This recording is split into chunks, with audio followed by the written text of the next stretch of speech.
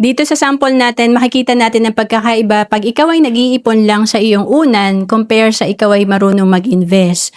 Halimbawa, sa 100 pesos per day na iniipon mo or 3,000 pesos per month, pag ito ay nilagay mo sa unan, after 20 years, ito ay nasa 720,000.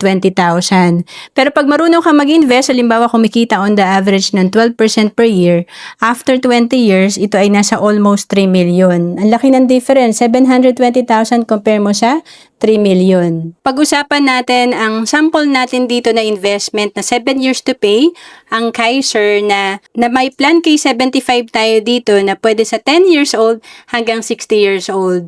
Ang total na babayaran mo dito, kada taon, nasa 45,000 lang per year. And sa total na binayad mo na 308,813 sa loob ng 7 years, pag ito ay nag-mature after 20 years, ito ay nasa almost 875,000.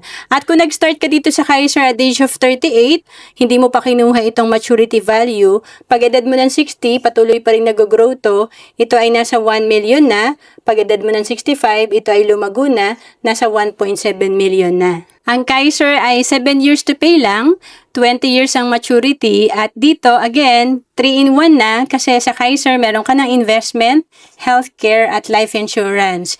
Ito rin ang sinimulan kong savings program noong 2012. At kung OFW ka, pwedeng-pwede ka sa Kaiser.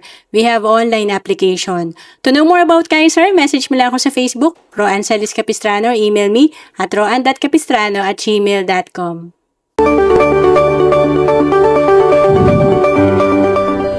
Hindi natin hawak ang oras at panahon, lalo na't breadwinner ka.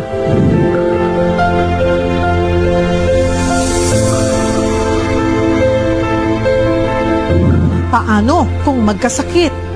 Paano kung agad tayong kunin ni Lord? O kaya naman, tumanda na walang ipon? Mga tanong na kailangan ng kasagutan at dapat paghandaan. Bilang breadwinner o inaasahan ng pamilya, dapat may Kaiser ka.